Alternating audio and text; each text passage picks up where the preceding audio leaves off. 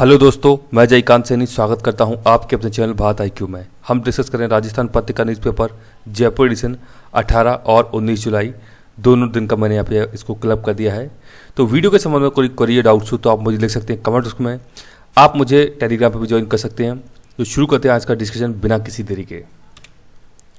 Page ये 18 जुलाई की news है, पेज नंबर की। यहाँ बात की जा रही है तीसरी लहर की, जो बात की जा रही है उसके संबंध में न्यूज़ है। तो आपको बताया गया है कि सावधान रहने की ज़रूरत है। दुनिया में रोज़ आ रहे हैं 9 लाख नए केस, यानी केसेस अब बढ़ने लगे हैं। इंडिया के अंदर भी कुछ केसेस बढ़े हैं। तो एक माह पूर्व थे सिर्फ 3 लाख, लेकिन अब 3 गुना हो गए, यानी कि 9 लाख हो गए हैं। तो ऐसी बात बताई जा रही है। तो आपको बिल्कुल भी लापरवाही नहीं बरतनी है। वैक्सीन आपको टाइमली लेनी है। तो बता रहे हैं ये कि आपको अपनी सावधानी रखनी है, या कुछ एग्जाम्पल दिए हैं कि कोरोना की तीसरी लहर की आशंका सच होने लगी है। दुनिया के कई देशों में कोरोना की तीसरी लहर ने दस्तक दे दी है।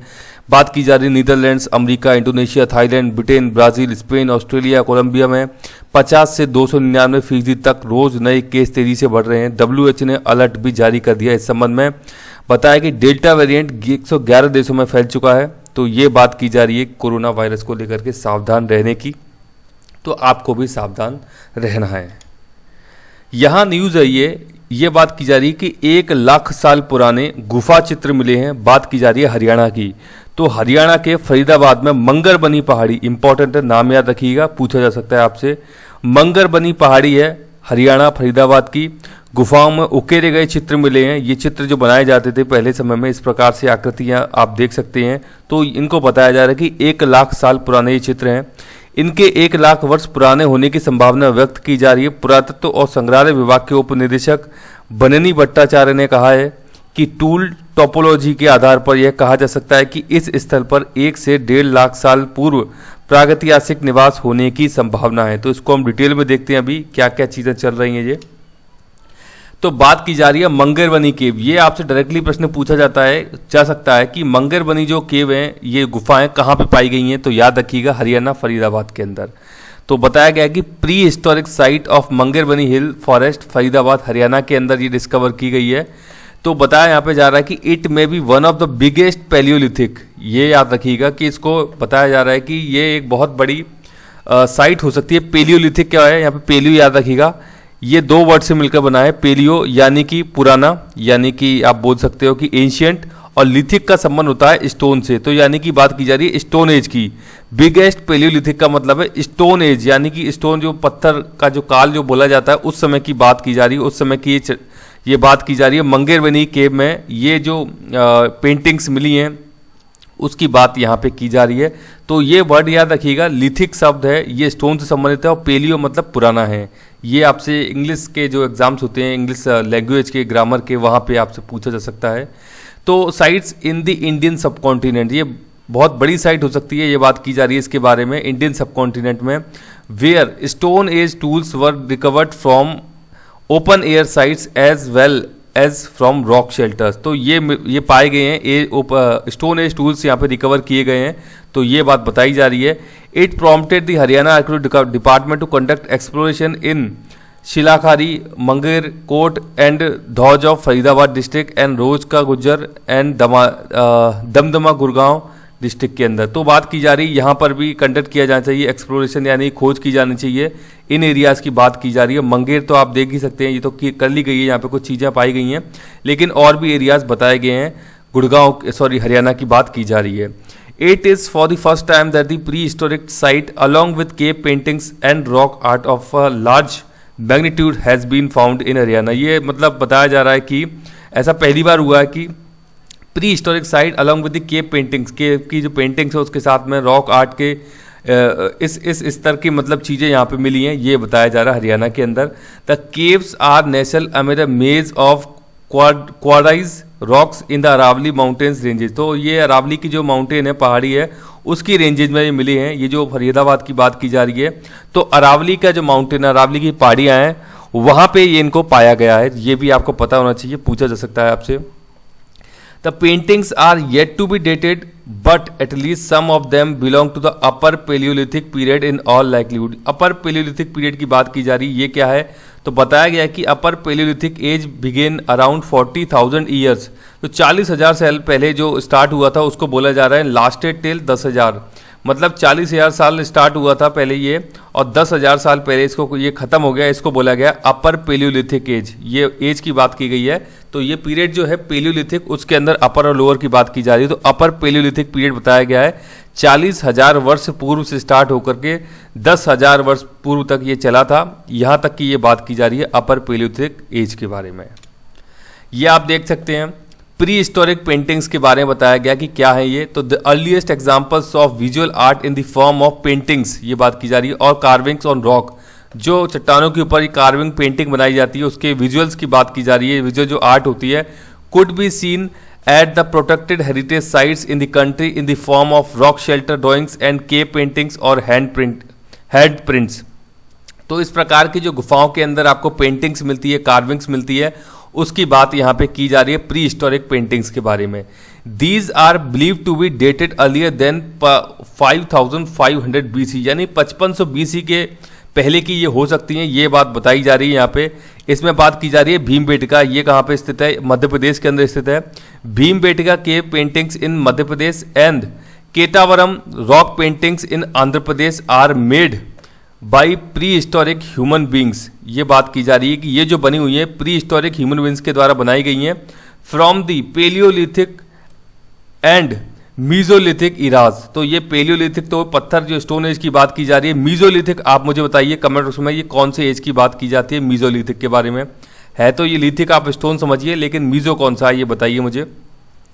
तो बात की जा रही है कि ये भी आप याद रखिएगा इनके बारे में। भीमबेटका केव कहाँ पे है? तो मध्य प्रदेश के अंदर है। और केटावरम जो है बताया जा रहा है यहाँ पे, ये है आंध्र प्रदेश के अंदर। इस प्रकार की चीजें यहाँ पे पाई गई हैं। प्री हिस्टोरिक टाइम के बारे में बता रहे हैं ये देख सकते हैं कुछ pre historic cave paintings India के अंदर बताई गई हैं। तो अजंता केव के बारे में बात की जा रही है। It is the oldest Indian paintings, oldest Indian painting है ये भारत के अंदर। अजंता केव के बारे में बात की जा रही है। Paintings are made around the 1st century BC, पहली शताब्दी BC की ये पेंटिंग्स हैं। Buddhism spring in the Indian context and Ajanta caves situated about 100 kilometres from Aurangabad remain to substantiate the same. तो ये बात की जा रही है महाराष्ट्र के अंदर है। बुद्धिज्म को यहाँ पे आपको देखने को मिलता है, बुद्धिज्म का प्रभाव। ये जो अजंता केव की बात की जा रही है, they are universally called the masterpiece of Buddhist art. तो बुद्धिस्ट आर्ट का मास्टरपीस इनको बोला जाता है। एलोरा केव्स के बारे में बात की जा रही है। एलोरा केव देख सकते हैं। It is a very well known UNESCO world heritage site. तो यूनेस्को की वर्ल्ड हेरिटेज साइट है एलोरा की जो केव्स हैं, ये भी महाराष्ट्र के अंदर लोकेटेड है। इनके बारे में आइडिया होना चाहिए। It is one of the world's largest rock cut monastery cave which features the Hindu, Buddhist and Jain temples. तो ये बात की जा रही है। एलोरा के अंदर आपको तीनों का ही संगम देखने को मिलता है, हिंदू, बुद्धिस्ट और जैन, यानी कि बौद्ध जो होते हैं हिंदू और जैन जो होते हैं उनके संबंध में यहाँ पे मिक्सचर आपको देखने को मिलता है एलोरा के अंदर। It dates back to 600 to 1000 CE period. ये इसके पीरियड के बारे में बताया गया है। यहाँ देख सकते हैं और बताई गई हैं। फिर ये एलिफेंटा केव्स की बात की जा रही है। ये भी महाराष्ट्र में है। एलिफेंटा केव्स देख सकते हैं यहाँ पे। Colonial Portuguese named it Elephanta. पुर्तगीज के द्वारा इसको एलिफेंटा नाम दिया गया था। Which is moved to Elephanta after they found elephant sculptures on the island. उनके द्वारा कुछ स्कल्पचर्स पाए गए थे एलिफेंट के, यानी कि हाथी के। The paintings were made in the 8th century। 8th century में बनाई गई थी ये पेंटिंग्स जो है। एलिफेंटा की बात की जा रही है। It is a collection of various cave temples predominantly dedicated to Hindu god Shiva. ये हिंदू गॉड शिवा को डेडिकेटेड थी यहाँ पे जो पेंटिंग्स है। भीमबेटका केव्स की बात की गई है, मैं आपको ऑलरेडी बता चुका हूँ। मध्य प्रदेश के अंदर है Bhimbetka. Word Bhimbetka derived from Bhim Batika which was named after Bhima. Bhima के नाम से ये शब्द निकाला गया है Bhimbetka. One of the 5 Pandavas from Mahabharata. Mahabharata में आपने 5 पांडव का नाम जो सुना हुआ था, उनमें से भीमा एक पांडव थे, तो वहां से नाम लिया गया। It is found in Bhopal, dating back to 12,700 BC और अर्लियर, इससे पहले की बात हो सकती है। It exhibit the earliest traces of human life. तो जो मानव जीवन था पहले का, उसके बारे में ये बताता है यहाँ पे। It shows the paintings and drawings of wild animals such as bison, tiger, elephant, rhinoceros and many more. तो इस प्रकार की पेंटिंग यहाँ पे देखने को मिल जाती है भीमबेटका के अंदर। ये भी इंपॉर्टेंट एक केव्स है, तो इन सब के बारे में आपको आइडिया होना चाहिए। यहाँ बात की जा रही है उत्तर प्रदेश की। तो उत्तर प्रदेश ने रद्द कर दिए कांवड़ यात्रा। आपको पता होगा सुप्रीम कोर्ट ने इसके लिए एक एक्शन भी लिया था, सुओ मोटो एक्शन लिया था सुप्रीम कोर्ट के द्वारा। उसके चलते उत्तर प्रदेश के द्वारा अभी ये कांवड़ यात्रा यहाँ पे कैंसिल कर दी गई है। हैती के पूर्व अधिकारी ने कार्रवाई कार्रवाई राष्ट्रपति की हत्या बताई जा रही है। आपको पता होगा हैती के बारे में आपको न्यूज़ कवर कर चुका हूं मैं, तो मुझे बताइए हैती जो कंट्री है वो कौन से समुद्री एरिया में सिचुएटेड है, ये मुझे उसमें कमेंट करके बताइए। तो यहाँ के राष्ट्रपति की हत्या कर दी गई, तो बता रहे हैं कि हैती के एक पूर्व अधिकारी ने करवाई थी राष्ट्रपति जी की हत्या, ये बात यहाँ पे बताई जा रही है। तो इसीलिए ये चीज़ें इंपॉर्टेंट हो जाती हैं जब चर्चा में होती हैं। तो मुझे बताइए कि ये कहाँ पर सिचुएटेड है हैती, और इसकी आप कैपिटल देख सकते हैं, पोर्ट ओ प्रिंस इसकी कैपिटल है, ये भी आपको आइडिया होना चाहिए। ये बात की जा रही है जंग के लिए तैयार है। पाकिस्तान में अफगान राजदूत की बेटी का अपहरण किया गया है यहाँ पे। तो पाकिस्तान में अफगान राजदूत जो हैं उनकी बेटी का अपहरण कर लिया गया है। तो अब पता है आपको अफगानिस्तान से यूएसए बाहर निकल गया है। पाकिस्तान इस वक्त मौज में है क्योंकि तालिबान का पूरा होल्ड हो चुका है अफगानिस्तान के अंदर। फुल सपोर्ट देता है पाकिस्तान टेररिज्म फैलाने के लिए अफगानिस्तान के अंदर जो तालिबानी लोग हैं, तो उसको लेकर के यहाँ पे न्यूज़ कवर की गई है। अफगानिस्तान के विदेश मंत्रालय ने शनिवार को बताया कि पाकिस्तान में अफगान राजदूत की बेटी का शुक्रवार को घर जाते हुए अपहरण कर लिया गया। तो आप समझ सकते हैं ये इस प्रकार की घटनाएं तो अब देखने को मिलेंगी ही अफगानिस्तान और पाकिस्तान के एरिया के अंदर। तो बता रहे हैं कतर की मेजबानी में फिर शांति वार्ता, दोहा कतर की मेजबानी में अफगानिस्तान और तालिबान के बीच शनिवार को एक और उच्च स्तरीय बातचीत शुरू हुई। दोनों पक्षों के प्रतिनिधि मंडल पिछले करीब 10 महीनों से कतर में कई बार मिले हैं, लेकिन वार्ताओं का कोई नतीजा नहीं निकल रहा है। तो आप देख सकते हैं कि अफगानिस्तान और तालिबान के बीच वार्ताओं का दौर जारी है, लेकिन फिर भी कोई रिजल्ट यहाँ पर निकल करके सामने नहीं आ रहा है जो कंस्ट्रक्टिव पॉजिटिव रिजल्ट आना चाहिए। तो ये कुछ चीज़ें चल रही हैं। ये बात की जा रही है, ये न्यूज़ है यानी कि 19 जुलाई की बात की जा रही है, पेज नंबर पे न्यूज़ है। तो मानसून सत्र स्टार्ट हो गया है संसद का। तो पीएम मोदी बोले प्रतिपक्ष से हर मुद्दे पर चर्चा को तैयार हैं। तो बात कर रहे हैं कि अपोजिशन को साथ लेके चलेंगे, उनके साथ डिस्कशन करेंगे जो भी हमारे बिल्स लेकर के आने वाले हैं आने वाले समय में। तो ये आपको पता होना चाहिए कि संसद का मानसून सत्र अभी स्टार्ट हो गया है। 3 सत्र होते हैं, बजट सत्र होता है प्रथम, उसके बाद मानसून, फिर होता है विंटर सत्र। तो इस प्रकार से 3 सेशन होते हैं संसद के, इनके बारे में भी आपको आइडिया होना चाहिए। ये बात की जा रही है चीन में मंकी वायरस से पहली मौत का मामला सामने निकल करके आया है। चीन में मंकी बी वायरस से पहली मौत का मामला आया है। तो देख सकते हैं कि यहाँ पे एक डॉक्टर थे जो जानवरों का डॉक्टर था, उसकी यहाँ पे मृत्यु हो गई है चीन के अंदर। तो फिर से एक और वायरस सामने आ रहा है चीन के अंदर। कोरोना वायरस भी चीन की ही देन है, आपको पता है। तो ये मंकी बी वायरस की बात की जा रही है चीन के अंदर। यहां बात कर रहे हैं कि वायु प्रदूषण से बढ़ रही है लकवे की बीमारी। तो ये बताया गया है कि वायु प्रदूषण जो एयर पॉल्यूशन होता है, अब न्यूरोलॉजिकल बीमारी लकवे का भी बड़ा कारण बन रहा है। Global burden of diseases ICMR एवं देश के प्रमुख न्यूरोलॉजी संस्थाओं के हाल ही में लैंसेट ग्लोबल हेल्थ जर्नल में प्रकाशित एक पेपर के मुताबिक लकवे के प्रमुख कारणों में उच्च रक्तचाप और प्रदूषण है, जबकि वसायुक्त भोजन, डायबिटीज, मोटापा, धूम्रपान अन्य प्रमुख कारण हैं। तो ये जर्नल इंपॉर्टेंट है लैंसेट, ये बहुत बार आपको देखने को मिल जाएगा न्यूज़ आर्टिकल के अंदर। लैंसेट एक इंपॉर्टेंट जर्नल है, साइंस से रिलेटेड कई बार इसमें न्यूज़ आती है, इंपॉर्टेंट न्यूज़ इसके अंदर शामिल की जाती हैं। पेज नंबर 6 पर बात की जा रही है सच पहुंचाने वाले सेतु पर हमला। तो बात की जा रही है अफगानिस्तान की। तो अभी आपको पता है कि भारत के एक जर्नलिस्ट थे जिनकी की हत्या कर दी गई है अफगानिस्तान के अंदर, जो कि बहुत अच्छी सही सच्ची रिपोर्टिंग वहां पे कर रहे थे। उन्हीं के संबंध में ये आर्टिकल है। तो अफगानिस्तान के कंधार में भारतीय फोटोग्राफर फोटो पत्रकार दनिश सिद्दीकी की मौत से एक बार फिर मीडिया की सुरक्षा संबंधी चिंताओं और चुनौतियों संबंधी सवाल उठ खड़े हुए हैं। युद्ध और हिंसा वाले इलाकों में मीडिया के लिए अपने कर्तव्यों का निर्वहन कितना जोखिम भरा है, दनिश सिद्दीकी का प्रकरण ताजा उदाहरण है। वह 2 हफ्ते से अफगानिस्तान में थे, वहां से अफगानी फौज और तालिबान के हिंसक संघर्ष की तस्वीर दुनिया को दिखा रहे थे। किसी भी अशांत इलाके के हालात के बारे में सही जानकारी मुहैया कराना लोकतांत्रिक समाज के लिए जरूरी है। मीडिया इसकी अहम कड़ी है। जब दानिश सिद्दीकी जैसे निर्भीक मीडियाकर्ता हिंसा का शिकार होते हैं तो इस कड़ी को गहरा आघात लगता है। तो बात कर रहे हैं कि जब कोई सही रिपोर्टिंग करता है तो उनकी ऐसे जो एरिया होते हैं, डिस्प्यूटेड जो एरिया होते हैं, जहाँ पर कि इस प्रकार का दंगा फसाद होने के मामले रहते हैं या टेररिज्म वाले एरियाज होते हैं, वहाँ पे इस प्रकार की रिपोर्टिंग करना कितना चैलेंजिंग हो जाता है और सही रिपोर्टिंग करना। तो उनकी सेफ्टी को लेकर के क्या चीज़ें हैं, क्या इसके लिए रूल्स हैं, क्या गाइडलाइंस हैं, तो ये सब चीज़ें, ये सवाल निकल करके आते हैं जब कोई व्यक्ति सही अपना काम कर रहा है और उसकी इस दौरान मृत्यु हो जाती है, तो वो एक बड़ा संकट की चीज़ है। तो युद्ध वाले इलाके से इतर भी दुनिया में मीडिया पर इस तरह के आघात लगातार बढ़ रहे हैं। यूनेस्को की एक रिपोर्ट के मुताबिक पिछले साल जनवरी से जून के बीच दुनिया भर में कई पत्रकार पर हमले हुए हैं, उन्हें गिरफ्तार किया गया और कुछ को जान भी गंवानी पड़ी। रिपोर्ट का सबसे चिंताजनक तथ्य यह है कि कई प्रदर्शनों के दौरान पत्रकारों को निशाना बनाया गया। रिपोर्ट में दुनिया भर में पिछले 2 साल के प्रदर्शनों का हवाला है। ये प्रदर्शन आर्थिक अन्याय, सरकारी क्षेत्रों में व्याप्त भ्रष्टाचार, कम होती राजनीति स्वतंत्रता और बढ़ते सर्वाधिकार को लेकर हुए रिपोर्ट के मुताबिक इस अवधि में पुलिस और दूसरे सुरक्षा बल ने प्रदर्शन कर रहे कई पत्रकारों पर बल प्रयोग किया था, उन्हें बंदी भी बनाया गया। तो आपने एक और नाम सुना होगा, इंपॉर्टेंट एक न्यूज़ रही थी कि सऊदी अरेबिया के एक ऐसे ही पत्रकार थे जिनको कि टर्की के अंदर मार दिया गया था। आई थिंक खगोशी के नाम से उनका बहुत ज़्यादा चर्चित रहा था, वो जो मुद्दा था, उनकी हत्या कर दी गई थी टर्की देश के अंदर। तो ये इस प्रकार की चीज़ें निकल के सामने आ रही हैं, कई सारे पत्रकारों की जो सही काम सही रिपोर्टिंग कर रहे हैं उनकी हत्या कर दी जाती है। तो इनकी सेफ्टी और सुरक्षा को लेकर क्या प्रावधान है, तो इस प्रकार की इसके अंदर चर्चा की गई है एडिटोरियल के अंदर। ये भी एक एडिटोरियल है, यहाँ बात की जा रही है, ये भी जाने पावर कंट्रोल यूनिट में गड़बड़ी के चलते एक माह से सेफ मोड पर था टेलीस्कोप। किस टेलीस्कोप की बात की जा रही है, ये बात की जा रही है हबल टेलीस्कोप, जो कि नासा का एक टेलीस्कोप है।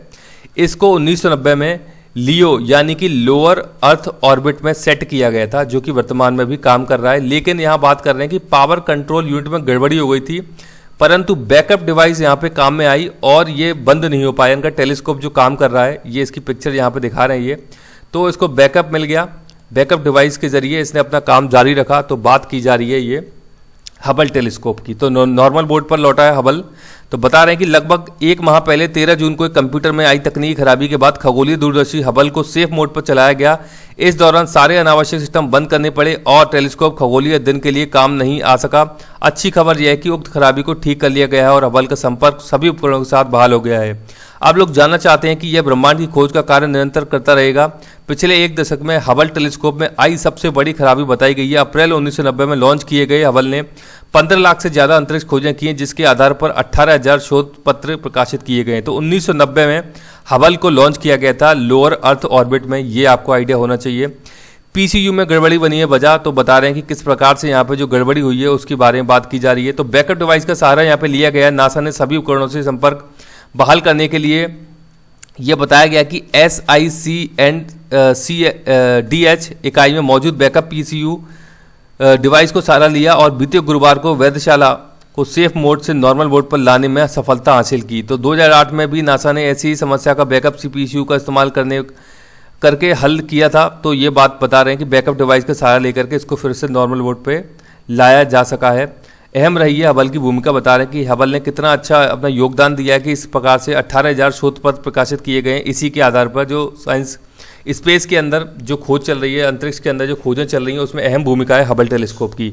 तो 15 फरवरी 1998 दो गैलेक्सियों के टकराने से नया तारा बना, ये बताया गया। 10 अप्रैल 1999 सिरसिनस गैलेक्सी में गैसों का नया पैटर्न, ये कुछ इसके डेवलपमेंट के बारे में बात की जा रही है। 1990 में सेट किया गया था। उसके बाद ये जो इसने अपनी भूमिका निभाई है वहाँ पे बता रहे हैं ये 11 जुलाई 2014.50 करोड़ प्रकाश वर्ष दूर दो गैलेक्सियों टकराने से नई गैलेक्सी बनी, ये बताया इसने। 23 सितंबर 2010 एक गैलेक्सी में 20,000 सूर्य के आकार का एक ब्लैक होल। 6 मार्च 2012 को बताया 1984 में खोजे गए तारे बीटा पिक्टोरीज को दो ग्रहों से मिलकर बना हुआ दिखाया गया। 23 मार्च 2013 बताया गैलेक्सी क्लस्टर अबेल 2477 देखा गया, जो 3.5 बिलियन प्रकाश वर्ष दूर है। 2014 की घटना है कि 20,000 प्रकाश वर्ष दूर 3,000 तारों का क्लस्टर वेस्टरलैंड 2 देखा गया। 2016 में एक पुराने धूमकेतु 332P आइकिया मुराकामी को सूर्य की ओर जाते देखा गया। तो इस प्रकार के योगदान रहे हैं हबल टेलीस्कोप के, इसके बारे में बताया गया है। ये यहाँ बात की जा रही है आरबीआई की। तो आरबीआई बनाएगा 6,000 करोड़ रुपए का बैड बैंक। अब ये बैड बैंक बनाएगा कौन? आरबीआई। तो देख लेते हैं क्या है bad bank. A bad bank conveys the impression that it will function as a bank but has had bad assets to start with. यानी कि ये जो बैड असेट्स होती हैं, आपको पता है कि जिनके ऊपर एनपीए ज़्यादा हो जाता है, यानी कि नॉन परफॉर्मिंग एसेट्स, बैंक के द्वारा लोन ले दिया गया किसी को लेकिन वो रिकवर नहीं किया जा रहा है, तो उसको हम बोलते हैं बैड लोन की श्रेणी में आ जाता है। तो इसीलिए ये बैड लोन का एक नया कॉन्सेप्ट निकल करके आया है, बैड बैंक बनाने की बात यहाँ पे चल रही है। तो टेक्निकली ये bad bank is an asset reconstruction company. तो इनको टेक्निकली बोला जाता है एआरसी, यानी कि एसेट्स रिकंस्ट्रक्शन कंपनी बोला जाता है, और an asset management company, AMC भी आप इनको बोल सकते हो बैड बैंक को। ये आप याद रखिएगा, एसेट रिकंस्ट्रक्शन या एसेट मैनेजमेंट कंपनी भी इनको बोल सकते हैं। कि इनका काम होगा अब कि जो बैड लोन है किसी भी बैंक का, उसकी रिकवरी उससे कैसे की जाए, उस बैंक को कैसे ठीक बनाया जाए, उस लोन को कैसे ठीक बनाया जाए, ये इसकी जिम्मेदारी रहेगी बैड बैंक की। तो बात कर रहे हैं that takes over the bad loans of commercial banks, ये टेक ओवर कर लेगा जो कमर्शियल बैंक का बैड लोन है। यहाँ पे बात की जा रही है कमर्शियल बैंक्स की, अभी प्राइवेट बैंक को नहीं लिया जा रहा है इसमें। तो कमर्शियल बैंक का जो बैड लोन होगा, बैड लोन आप समझ चुके हैं कि जिसके जो बैंक के द्वारा पैसा दिया गया है, जिसकी वसूली नहीं हो रही है, लोन नहीं जो दिया गया है उसकी वसूली नहीं हो रही है, ये जो बैंक है उसको टेक ओवर कर लेगा। Manage them and finally recovers the money over a period of time, तो ये उसको मैनेज करेगा, रिकवर करने का काम करेगा उस बैड लोन को। तो ये इसका काम रहेगा बैड बैंक का। The bad bank is not involve in lending and taking deposits, इसका काम नहीं होगा, यानी जमाओं को स्वीकार करना या लोन देने का काम इसका बिल्कुल नहीं रहेगा बैड बैंक का, ये भी आपको पता होना चाहिए। But helps commercial bank can clean up their balance sheet and resolve bad loans, लेकिन कॉमर्शियल बैंक को जरूर सपोर्ट करेगा ये, किस लिए? उनकी बैलेंस शीट को क्लीन करने के लिए और बैड लोन का इशू है उसको रिजॉल्व करने में। The take over of bad loans is normally below the book value of the loan and the bad bank tries to recover as much as possible subsequently, तो ये काम करेगा कुल मिलाकर के बैड बैंक का काम होगा कि लोन को जल्द से जल्द वसूला जाए, उसको नॉर्मल बनाया जाए बैंक का जो बैड लोन है। तो इसलिए ये कॉन्सेप्ट लेकर के आए हैं बैड बैंक का। US based Mellon bank created the first bad bank in 1988, 1988 में यूएस के अंदर बैड बैंक लेकर के आया गया था 1988 में। After which the concept has been implemented in other countries including Sweden, Finland, France and Germany, और अब भारत के अंदर इसको इम्प्लीमेंट किया जाएगा बैड बैंक का जो कॉन्सेप्ट है। यहाँ बात कर रहे हैं ये हायरिंग हो रही है कोरोना काल के बावजूद, सेक्टर के लिए अच्छा रहेगा साल। अप्रैल जून के बीच 3 आईटी कंपनियों ने 41,000 जॉब प्रोवाइड कराई हैं। बड़ी बात हो जाती है कोविड-19 के दौरान जो खस्ता हालत चल रही थी, तो बड़ी बात है 41,000 जॉब प्रोवाइड कराना। कंपनियों को मिल रहे हैं लगातार नए प्रोजेक्ट्स। तो ये बताया जा रहा है कि 9,088 एम्प्लॉय की गिरावट थी 3 कंपनियों में पिछले साल। 20,000 से ज़्यादा लोगों को नौकरी दी। टाटा कंसल्टेंसी ने 87,000 कर्मचारियों को हायर करेगी 3 कंपनियाँ इस साल। ये बताया जा रहा है कि एट्रिशन रेट भी ज़्यादा रहेगा। तो बात की जा रही है, अच्छी खबर है भारत की इकोनॉमी के लिए यदि जॉब्स क्रिएट होते हैं तो।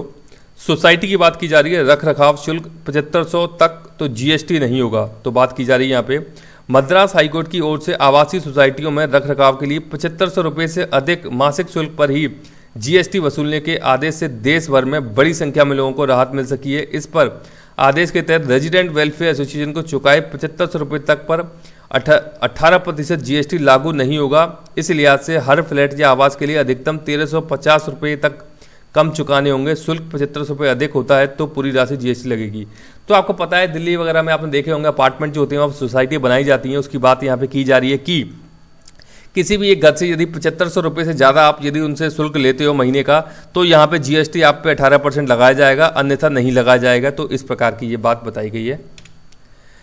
ये बात की जा रही है कि अमीर देशों को रुला रही है मौसम की मार, यानी क्लाइमेट चेंज और जलवायु परिवर्तन की बात सीधी सीधी की जा रही है। तो जलवायु परिवर्तन के खतरों को रोकने की मुहिम में लानी होगी तेजी। विकासशील देश पहले से हो रहे हैं बेहाल, तो विकासशील देशों को भुगतना पड़ रहा है जो काम विकसित देशों के द्वारा किया गया है। तो बता रहे हैं, एग्जाम्पल दे रहे हैं यहाँ पे, यूरोप के कुछ सबसे धनी देशों में बीते सप्ताह बारिश और बाढ़ ने जनजीवन बुरी तरह अस्त व्यस्त कर दिया है। बता रहे हैं जर्मनी और बेल्जियम की। जर्मनी और बेल्जियम में उग्र हुई नदियों के तटबंध यानी कि डैम टूट गए हैं, शहर कस्बे जलमग्न हो गए हैं, खड़ी कारें पेड़ों के नीचे दब गई हैं, तो इतना नुकसान हो रहा है यहाँ पे। और भी इसके अलावा बताया गया है कि केवल कुछ दिन पहले ठंडे और कोहरे वाले मौसम के लिए मशहूर ब्रिटिश कोलंबिया में सैकड़ों लोगों गर्मी से मारे गए हैं। कनाडा में जंगल की आग ने एक पूरा गांव जला दिया। रूस की राजधानी मॉस्को में रिकॉर्ड तापमान दर्ज हुआ। अमेरिका के ओरेगन व वाशिंगटन में गर्मी के रिकॉर्ड टूट गए। अमेरिका के कई राज्यों में जंगल की आग भी काफ़ी फैली हुई है। मैंने आपको बताया था कैलिफोर्निया प्रोविंस की बात हमने की थी यूएसए के अंदर। जलवायु परिवर्तन से हो रही ग्लोबल वार्मिंग को इन आपदाओं की बड़ी वजह माना जा रहा है। 1 सदी से भी ज़्यादा समय से कोयला, तेल और गैस जलाकर संपन्न हुए राष्ट्रों ने ग्रीन हाउस गैसों को वातावरण में छोड़ा है, यह उसका नतीजा है। तो ये जो काम किए हैं विकसित देशों के द्वारा किए गए हैं, लेकिन इनके परिणाम भुगतने पड़ रहे हैं विकासशील देशों को। तो ये बताया जा रहा है इस न्यूज़ के द्वारा। बात कर रहे हैं बायोमास की। तो बायोमास जलने से उत्सर्जित होती है ब्लैक कार्बन से बढ़ सकता है कोरोना फैलने का खतरा। तो बायोमास यानी कि जो फसल की जो बात की जा रही है, अवशेष बचते हैं जो फसलों के, उनकी बात ये की जा रही है। बायोमास जलने के दौरान उत्सर्जित ब्लैक कार्बन के साथ कोरोना वायरस के संचारित होने का खतरा अधिक हो सकता है। पुणे के Indian institute of tropical metrology के शोध में यह बात सामने आई है। जर्मन एल्सवायर में प्रकाशित शोध के अनुसार ब्लैक कार्बन कण अपना आकार बढ़ाने के लिए अन्य यौगिकों के साथ एकत्रित होकर प्रतिक्रिया करते हैं। इससे जानलेवा कोरोना वायरस को एक तरह से अस्थायी आधार प्राप्त होता है। फसलों के जलने के मौसम में कोरोना संक्रमण तेजी से बढ़ता है। जिन राज्यों में फसलों के अवशेष ज़्यादा जलाए जाते हैं वहां कोरोना संक्रमण की रफ्तार अधिक हो सकती है। हालांकि वायरस PM 2.5 के साथ संचारित नहीं होता। PM 2.5 ब्लैक कार्बन से मिलकर बने सूक्ष्म कण होते हैं जो शरीर में गहराई तक प्रवेश कर फेफड़ों और श्वसन पथ में सूजन का कारण बन सकते हैं। शोध के लिए पिछले साल सितंबर से दिसंबर तक दिल्ली में एकत्र आंकड़ों के साथ PM 2.5 और ब्लैक कार्बन के संबंधों के बीच अध्ययन किया गया था। तो ये बात बताई गई है कि बायोमास जलाने से भी कोरोना का खतरा फैल सकता है, ये इसके द्वारा बताया गया है। यहाँ बात की जा रही है देश की पहली महिला डॉक्टर गांगुली का डूडल बनाया गया है गूगल के द्वारा। तो आपने देखी होगी गूगल जब हम खोलते हैं तो वहाँ पे इस प्रकार की कुछ एक पिक्चर नज़र आती है, उसकी बात कर रहे हैं।